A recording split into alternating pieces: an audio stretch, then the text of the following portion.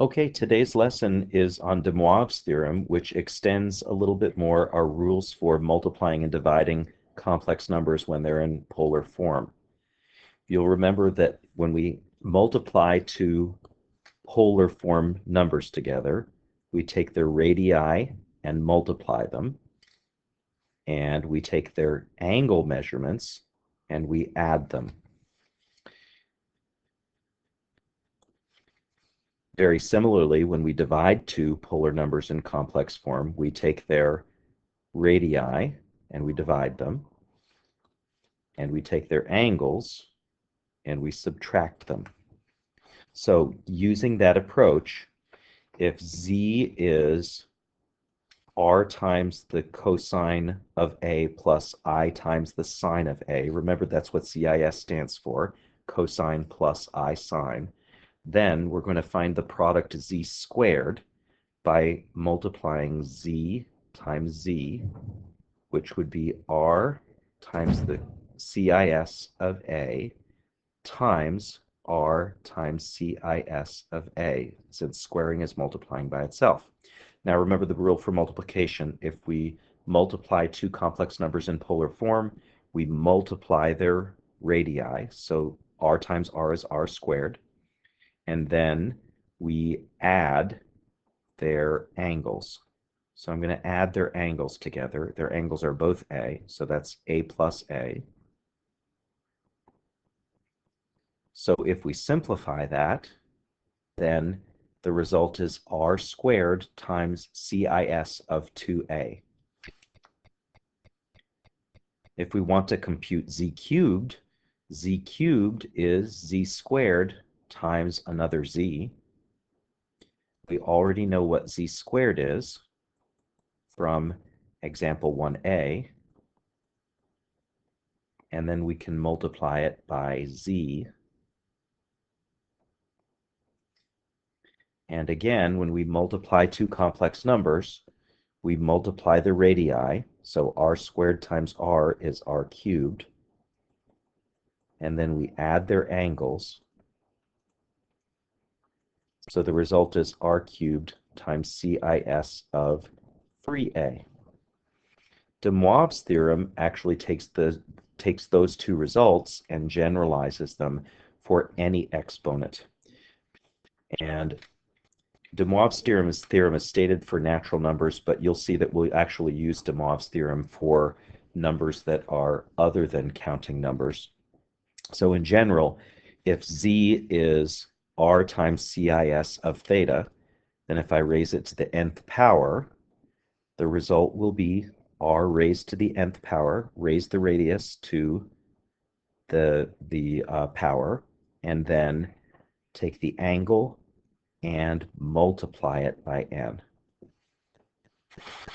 So we can utilize that result to do some arithmetic for complex numbers in a simpler form. So let's do that arithmetic in the requested forms. In example 1a, they're asking us for us to do the arithmetic for evaluating z squared, but to do it in a plus bi form. So z squared would be z squared, or 1 plus I squared, which means 1 plus I times 1 plus I. When we're multiplying complex numbers, we can use the FOIL method just like we do when we have variables. So the product of the first is 1, the outers 1, the outers are I, the inners I, and the last's I squared. So that would be 1 plus, and then I plus I adds up to 2I, and then I squared is negative 1. So the result, z squared, is 2I. Let's remember what that looks like in the complex plane. When we graph the number 2I, we graph the real and the imaginary coefficients on the horizontal and vertical axes. So the point 2i would be 2 units up on the imaginary axis. Okay, now let's do this in polar form. In order to do it in polar form, we have to convert the number 1 plus I into polar form.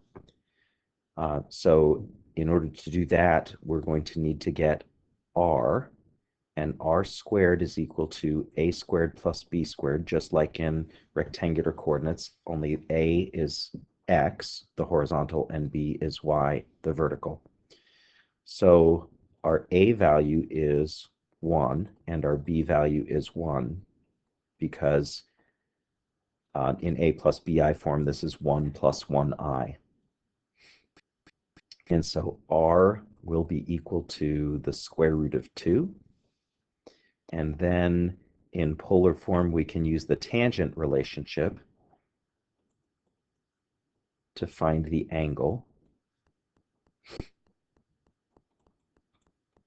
And b and a are both 1. So I'm looking for an angle that has a tangent of 1. Now remember, since a and b are positive for 1 plus I, that means that the point would graph in the first quadrant. The angle that has a tangent equal to 1 in the first quadrant is pi over 4. So in polar form, z is the square root of 2 cis pi over 4. So z squared using DeMoivre's theorem would be the square root of 2 squared times cis of 2 times pi over 4, or 2 cis 2 times pi over 4 is pi over 2. Now let's remember what that looks like in the complex plane. If I want to graph something that has a polar coordinate r equal to 2 and the theta equal to pi over 2, that means we're going to go over to the right 2 and then rotate pi over 2, which would bring us to a point on the vertical axis. And you notice that's the exact same point that we got by doing that computation in rectangular form in part A. Now, it may seem that the rectangular form is actually the easier of the two to do in example 1. However, if we're raising to higher powers than 2, the polar form will be much easier. So in example 2, we're going to evaluate the expression below by using DeMoivre's theorem. So first, we're going to have to convert this to polar form.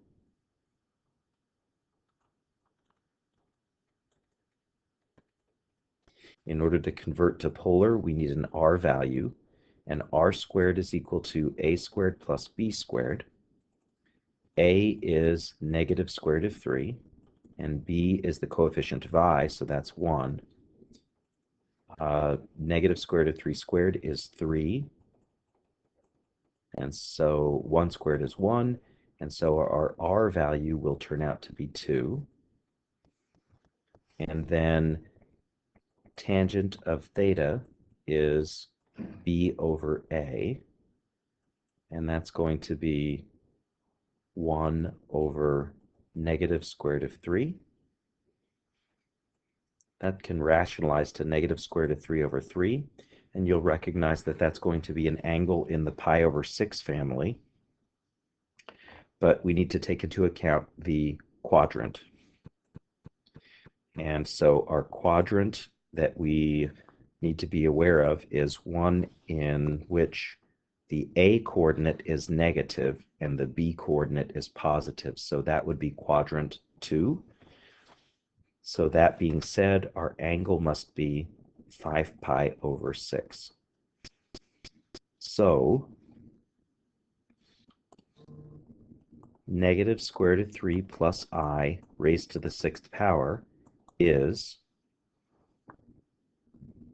2 cis of 5 pi over 6 raised to the 6th power.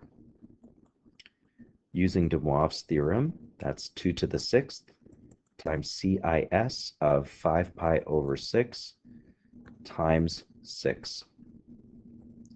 2 to the 6th is 64, and when we multiply the angles, we get 5 pi.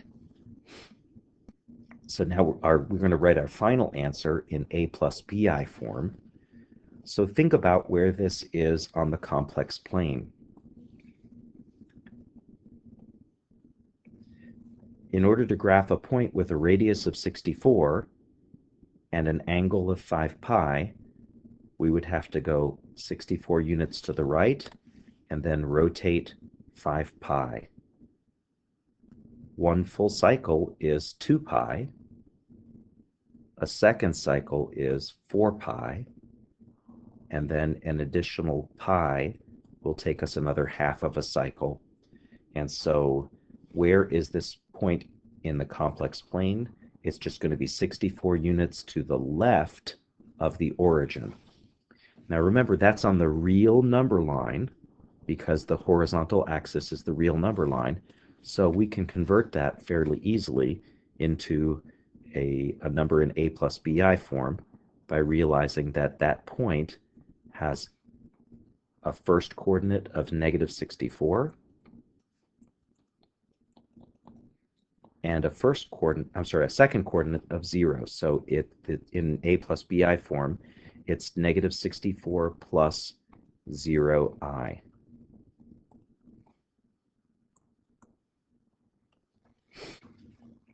Alternately, if you wanted to convert that into rectangular form, you could have just said this is 64 times the cosine of 5 pi plus I times the sine of 5 pi, and done it this way. 64 times the cosine of 5 pi, which is -1, plus I times the sine of 5 pi, which is 0. And then if we multiplied, we get -64 plus 0i. By the way, you can write the 0i or you can leave it off. All right, let's try another one. -1 minus I raised to the 5th power. I wonder if we could just start by graphing this one in the complex plane. So its real part and its imaginary coefficient are both negative, which means that this point for -1 minus I will actually appear in the third quadrant. And if you think about the fact that the real and the imaginary parts have the same length, then that must mean that this is going to be in the pi over 4 family. So our angle, theta, will actually be pi over 4 more than pi or 5 pi over 4. Our radius we can figure out pretty easily by using the standard 45-45 right triangle with sides of 1, 1, and a hypotenuse of square root of 2. So converting it into CIS form, this is the square root of 2 CIS of 5 pi over 4, and we're raising this all to the 5th power. So using DeMoivre's theorem, that's the square root of 2 raised to the 5th power times CIS of 5 times 5 pi over 4. 2 to the 5th, square root of 2 to the 5th power is square root of 2 times square root of 2 times square root of 2 times square root of 2 times square root of 2. And 5 times 5 pi over 4 is 25 pi over 4. Now remember that each square root of 2 times square root of 2 is 2, so we have 2 times the square root of 2, which is 4 times the square root of 2, and then CIS of 25 pi over 4. Now think about how big 25 pi over 4 is. Remember that each 2 pi is 8 pi over 4. So if we want to find a coterminal angle for 25 pi over 4, we can subtract off 8 pi over 4, and then we could subtract off 8 pi over 4 again, and then we could subtract off 8 pi over 4 again, for a total of 24 pi over 4. If we do that, we'll find out that we have a coterminal angle of pi over 4, and then that will make it easier to convert back into rectangular form. So in rectangular form, this would be 4 times the square root of 2 times cosine of pi over 4 plus I times the sine of pi over 4.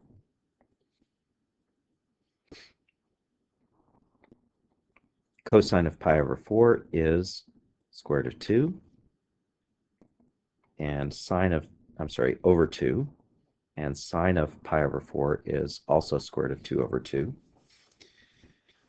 So if we multiply that all out, we're going to get 4 plus 4i.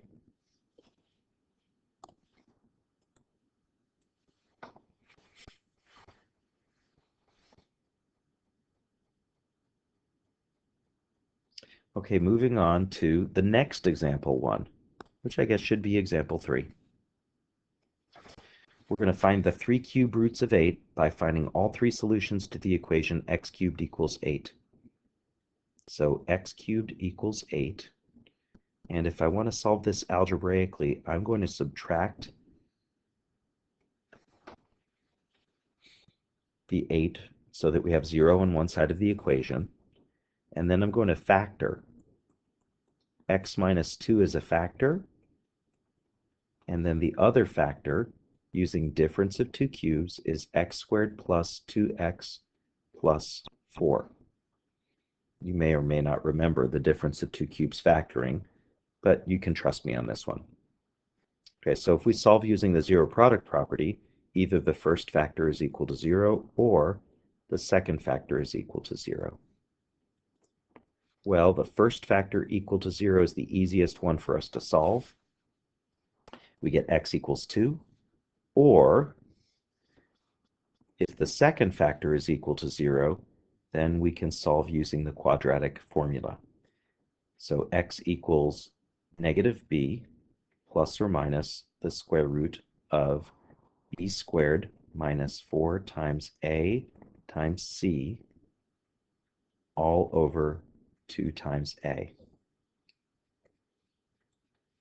Simplifying that result, x is equal to negative 2 plus or minus the square root of 4 minus 16 all over 2, or negative 2 plus or minus the square root of negative 12 over 2. And the square root of negative 12 simplifies to 2i times the square root of 3.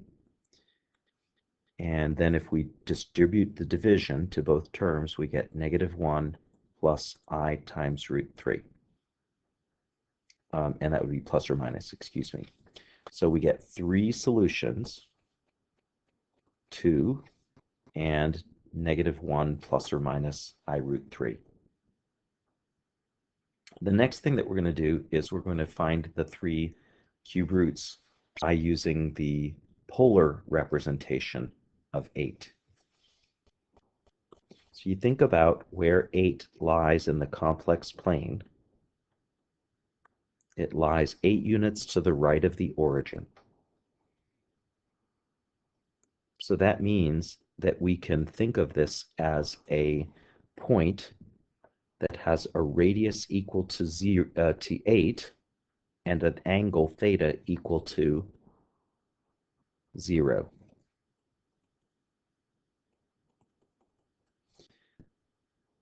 So if I want to find a cube root of 8, then I can take the polar representation of it, which would be 8 CIS of 0, and I can raise that to the 1/3 power, since raising something to the 1/3 power is the equivalent of taking a cube root, and then use DeMoivre's theorem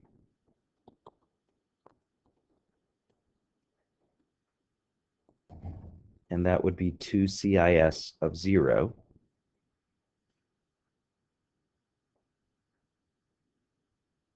Now, converting that, that's going to be 2 times the cosine of 0 plus I times the sine of 0.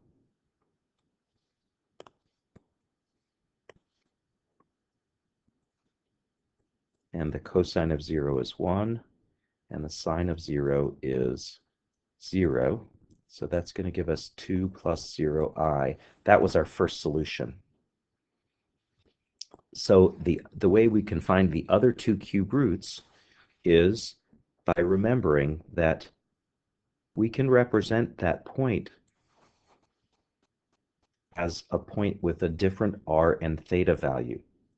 If we think about the fact that 2 pi and 0 are coterminal, then we can also come up with a second representation for the number 8 as 8 CIS of 2 pi. Applying DeMoivre's theorem to it, we get 8 to the 1/3 times CIS of 1/3 times 2 pi, which would be 2 times CIS of 2 pi over 3.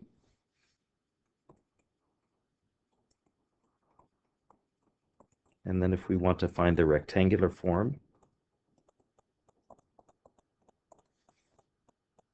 just expand it. And then that gives us, see, cosine of 2 pi over 3 is -1/2. And sine of 2 pi over 3 is the square root of 3 over 2. So that gives us -1 plus 2i root 3, which is, I believe, one of the other solutions that we got. Now we can get the third by rotating another 2 pi. So another representation for the same complex number, 8 plus 0i, is 8 CIS of 4 pi.